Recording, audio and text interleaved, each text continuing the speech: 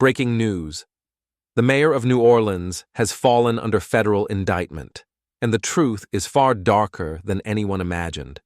LaToya Cantrell, once celebrated as the first woman to lead the city, now stands accused of fraud, obstruction of justice, and perjury. For years, she preached about service and community, but behind the curtain, investigators say she siphoned taxpayer money, manipulated city accounts, and abused her power to protect her own secret life. Tonight, America sees her not as a public servant, but as a politician consumed by greed and scandal. The indictment is explosive. Federal prosecutors allege that Cantrell used city funds for lavish personal expenses, concealed her actions with false statements, and leaned on her closest allies to cover up the truth. Even more shocking are the claims tied to her relationship with a former police officer, a man she allegedly used city resources to shield from investigation. The picture is not of a leader fighting for her people. It is of a mayor turning public office into her private wallet. Citizens of New Orleans now watch in anger and disbelief. Families struggling to pay bills and rebuild their neighborhoods after years of hardship are told that while they sacrificed, their mayor was living in luxury with money meant for them. The betrayal is staggering, and the timing could not be worse. A city already haunted by poverty, crime, and distrust in leadership now faces the humiliation of corruption at the very top. Congresswoman Jasmine Crockett wasted no time. Standing before flashing cameras, her voice thundered, "LaToya Cantrell promised justice, but she delivered theft. She swore to protect the people, but she protected herself. This is not leadership. It is betrayal." The room erupted, and across the nation, seniors, veterans, and working families leaned forward to their televisions. The mask was off. The first woman to lead New Orleans now stood accused of lying, cheating, and selling out the very city she swore to serve. The indictment did not come from thin air. It is built on a mountain of evidence, documents, receipts, emails, and sworn testimony that paint a damning picture of Mayor LaToya Cantrell's double life. Federal investigators laid out a trail of corruption that begins with public funds and ends in private indulgence. According to court filings, Cantrell authorized city payments disguised as community development initiatives. In reality, those funds were rerouted to cover hotel stays, expensive dinners, and even personal trips that had nothing to do with official business. One receipt shows a $12,000 luxury resort booking in California, billed as urban planning consultation. Another invoice reveals thousands spent on first-class flights marked as public engagement. These transactions, prosecutors say, were not accidents. They were deliberate attempts to drain the city's budget for personal gain. Emails obtained by investigators added fuel to the fire. In one exchange with her inner circle, a staffer warned, "These numbers will never balance. Reporters will ask questions." Cantrell allegedly replied with a chilling command, "Rework the file. Make it disappear." That single phrase now echoes through the halls of justice as the symbol of her abuse of office. The most scandalous revelations involve her relationship with a former police officer. Witnesses claim Cantrell arranged city-funded travel for him, provided perks through official channels, and pressured staff to keep his name off sensitive reports. Federal prosecutors argue this was not just favoritism, it was obstruction, an abuse of her power to shield an intimate partner at the expense of the law. For the people of New Orleans, the betrayal is personal. Residents who endured broken infrastructure, rising crime, and struggling schools now see where their tax dollars went. Grandmothers who could not afford medicine, parents who fought to keep their children safe, all while their mayor enjoyed fine dining and private getaways. JasmineCrockett struck directly at the heart of the scandal. This is not just misuse of funds. This is theft from the poorest of the poor. This is betrayal of a city already wounded, and it was done by the very person sworn to heal it. The evidence was no longer whispers or rumors. It was written in black and white, stamped with signatures and recorded in official ledgers. The story had moved beyond politics. It was now about crime. The people of New Orleans erupted the moment the charges became public. On the steps of City Hall, crowds gathered holding signs that read, "Justice for New Orleans" and "She stole from us." Church leaders condemned her betrayal from the pulpit.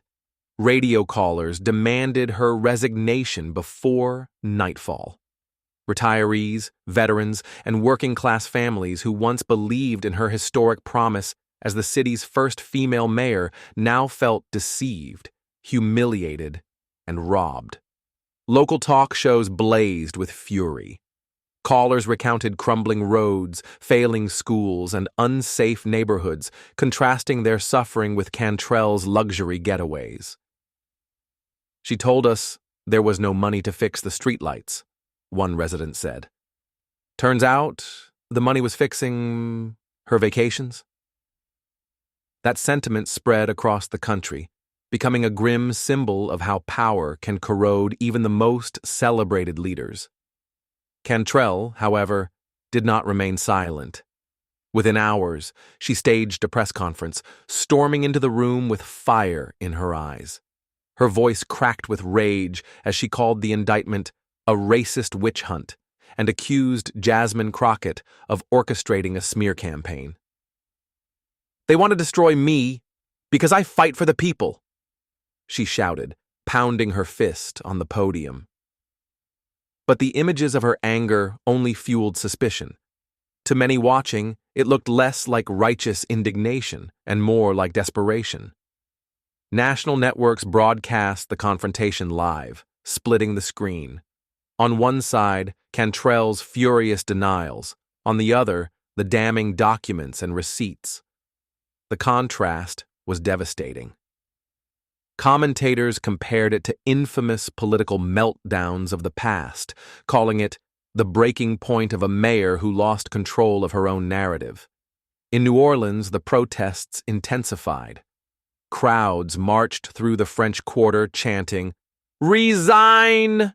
Resign!"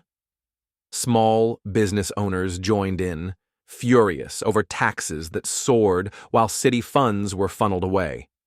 Even Cantrell's former allies within the city council began to distance themselves, releasing cautious statements about letting the legal process unfold.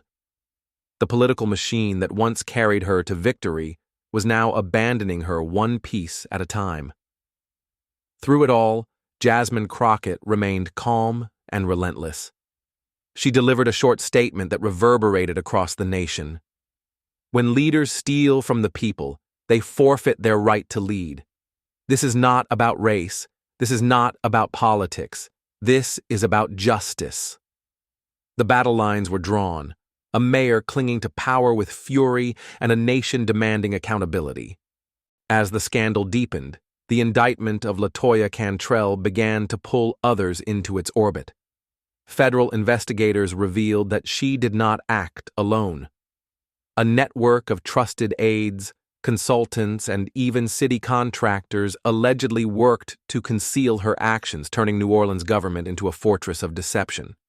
Court records detail how staffers manipulated financial ledgers, shifting taxpayer funds into shadow accounts labeled public engagement or community events.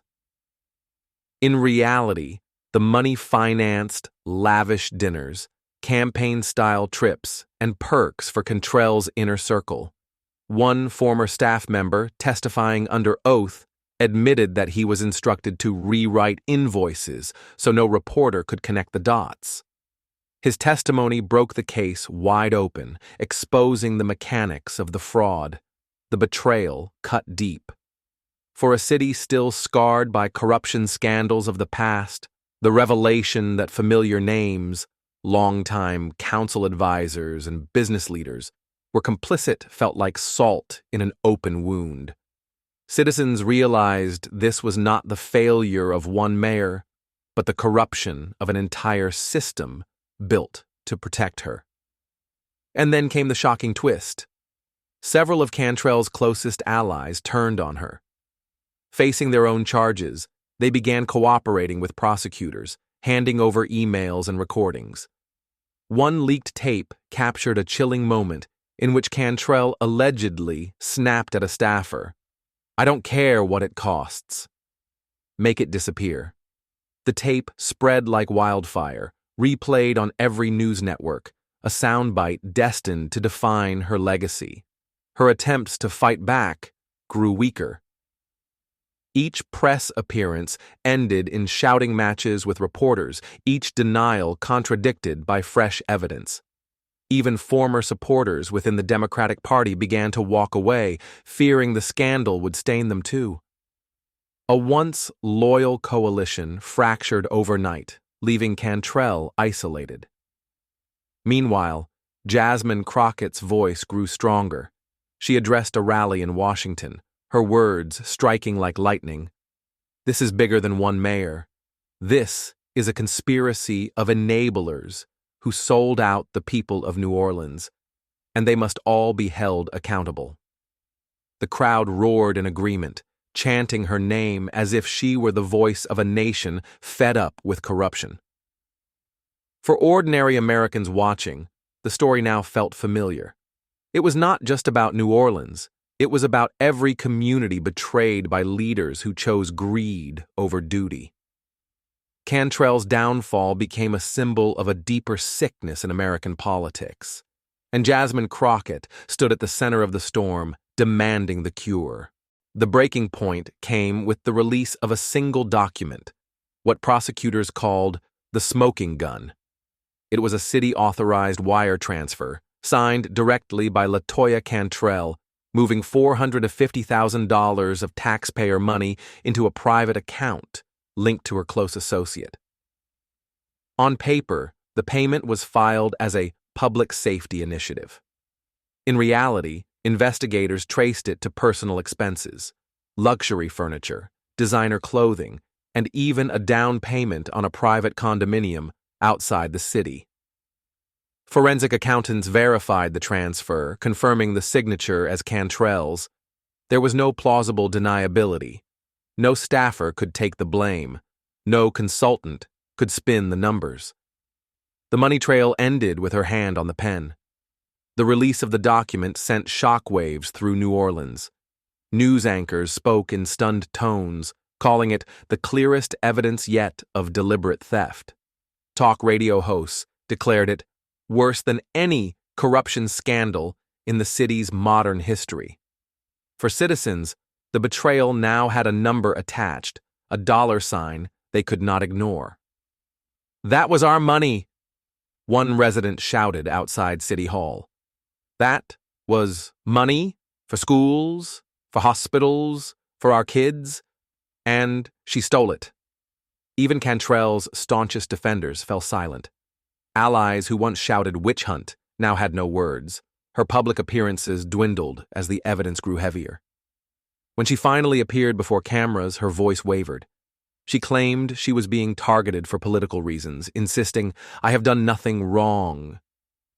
But her words rang hollow. The paper in prosecutors' hands told another story. Meanwhile, JasmineCrockett delivered the line that echoed across America. "This is not mismanagement. This is not confusion. This is theft. Cold, deliberate theft by a mayor who thought no one would ever hold her accountable." The reaction was immediate. Petitions demanding Cantrell's resignation gathered tens of thousands of signatures in hours. Protesters camped outside her residence, chanting late into the night. Across the country, commentators compared the moment to infamous scandals of the past, saying, "Every corrupt politician has their Watergate. This is Cantrell's." And for the first time since the scandal began, whispers turned to inevitability. Indictments could be fought. Rumors could be spun. But a signed order moving nearly $500,000 into a private account, that was undeniable. That was the endgame. By now, the scandal had reached critical mass. What began as whispers of financial mismanagement had erupted into a full-scale collapse of an administration. Prosecutors unveiled a sweeping dossier naming not just Mayor LaToya Cantrell, but also her closest allies, staff members, consultants, and contractors who allegedly worked to hide her crimes. The evidence included emails, text messages, and even recorded conversations.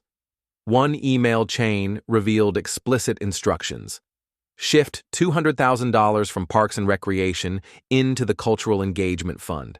Reclassify travel as outreach.